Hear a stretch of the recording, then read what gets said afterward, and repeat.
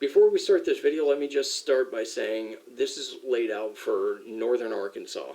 This is not, universally like what to do or line 1. This is just to kind of articulate why I chose what I chose based off my experience, and hopefully it can get your mind jogging, thinking, oh, well, that might be a good idea. Let me go ahead and compare it against my environment and situation and see if there's something equally applicable, in my area that I could get, or no, that doesn't work in my area, so you can kind of evaluate your own loadout. So this is just line 1. This is on your person.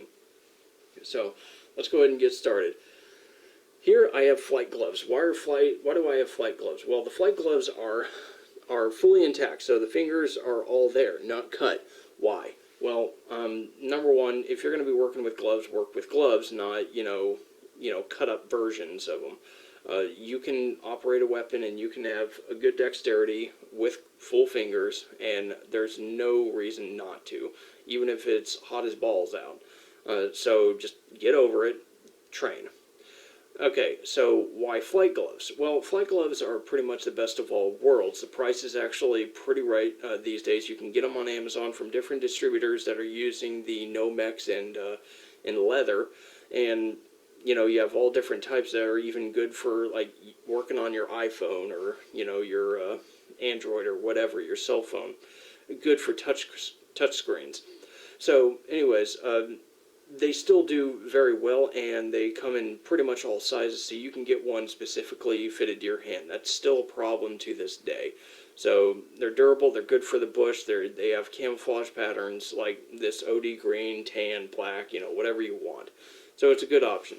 So, under here I have a bandana. This is actually relatively thin, and I am glad that it's relatively thin because it's good for hot climates, and it's OD green, but it very much reminds me of the triangle bandages, well, maybe not the triangle bandages, but like the muslin bandages from like the Vietnam era or whatever. And actually I have one here that actually goes into line 3, so a little camouflage muslin bandage right here, and they would use these as slings, bandanas, or whatever in McAfee SOG. They just had a lot of extras because they were good for a lot of different things.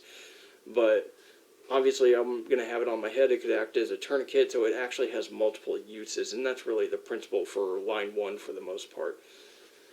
Up at the top here, I have 3 wipes, and those are actually from Russian rations, but they're wet wipes, and those wet wipes are for wiping your butt. And a lot of people would probably think, oh, well, why don't you just get a couple of rolls of toilet paper or whatever, a few squares of toilet paper or whatever. Trust me when I say that whenever you're going in the field, it gets extra gooey, so you want something that's wet that actually, wipes it pretty good and cleans it off. Something dry, it'll make you cry. So, yeah. Oh, with that said, next one right below it, that is a pill bottle, and it actually has Excedrin extra strength in it for, when you get your aches and pains when you've been humping for a while. This is a light infantry loadout, so you're going to be on your feet for a while. You might have been getting pricks and, whatever from thorns. In order to reduce inflammation, you're probably going to be told to take, like, either Excedrin or ibuprofen, so you can have a pill bottle with both, and you can actually separate them out by having some tiny little baggies or whatever. So below that, I have OC spray. Why the heck do I have OC spray? Well, think about it. Tracker dogs. You spray that in your tracks, the dogs get a whiff of that, that's not going to be too pleasant. Now, it would be better if you had like the powdered form of that. And McAfee SOG worked with stuff like that for tracker dogs, and it's still a thing to have like powdered tear gas or whatever. So, if you're able to get a hold of that, that's good, but, that's the closest that you're really going to get. And from my experience with my dogs, they really don't appreciate when I spray that on areas that they want to sniff. So, next, you have some Chigaway up there. That's bug repellent, and it also helps with relieving itching, if you do get chiggers on you, which it's just hell around here.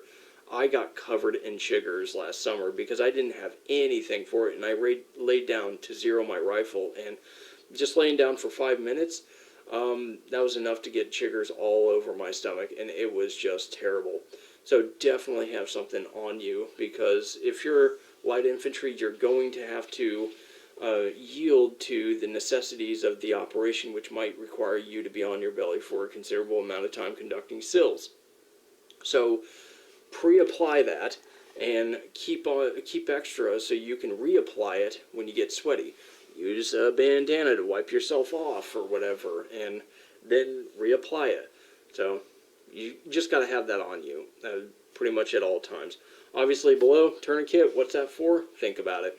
Major bleeding. So you have a plastic bag here. So this is a gallon Ziploc bag. You could use it to stow away your bug spray or your OC spray. The only thing is you don't want them clinking together. This is a metal compressed can. Are you going to want to have that on you? Maybe, maybe not. It just depends. Where are you going to put it? That's up to you. So a lot of this stuff is just optional stuff, and this plastic baggie is optional. It does create noise if it's rustling around, so you do want to fold it up, get all the air out of it, cinch it up tight, and maybe even use a little electrical tape to keep it in place. I don't know. It's up to you. Just pack it to where it's silent, right? Here you have the notebook with a pin dummy corded to it. These are all right in the rain right here. And then below it you have a little protractor for map reading. And below it I have a section of map for the land that I have cut out. So all I did was I took, what I call the caveman's waterproofing, and it's just the clear tape that you use for packing, and I laid the tape across, overlapping, this was a full sheet of paper, and then I just cut it, and then I reapplied the tape over it. So that way it's extra reinforced, so it can actually be dropped in water and still good to go. So right below that I have an analog Timex watch. Why is analog important? Well, because you can actually treat it like a compass. You point the hour dial towards the sun, and then you see what's left of the time. So if it's like 1 o'clock in the afternoon, and I point it towards the sun like this, then halfway between 12 o'clock and that would be where north is. So around 2 o'clock actually is, at least here, the sun would be about here, and then, back towards me would be north, just as an example. So you can actually get a rough idea of where north is, and you can treat it like a caveman compass. So telling time is also important on operations, so try to stay away from digital if you can, right? Alright, so here, obviously I have a multi-tool. If you can have a multi-tool on you, great. If all you have is a knife, whatever. But overall, this is line 1 equipment. It's really nothing fancy. This is just the stuff that you want to have on your person. There are some additions that I've seen elsewhere. Some SF units back in the day when working in the jungles of South America were pretty big. They would actually recommend carrying a pair of socks in your cargo pocket in a plastic bag, so that you would have a waterproofing bag for like evidence collection, or whatever you find on a trail, like maybe you find cigarette butts from somebody you're tracking or whatever. So there's all these different recommendations. So if you love studying history, you can probably pick up some of these good pieces of advice, or some of these little tips and tricks from those who have gone ahead. So as light infantry, you want to keep it light and simple, but you also want to have the necessities. And depending on your mission set, you may or may not need OC. You may or may not need a multi-tool, but just a knife. But, it all depends. But pretty much everything else, I would say you definitely want to have.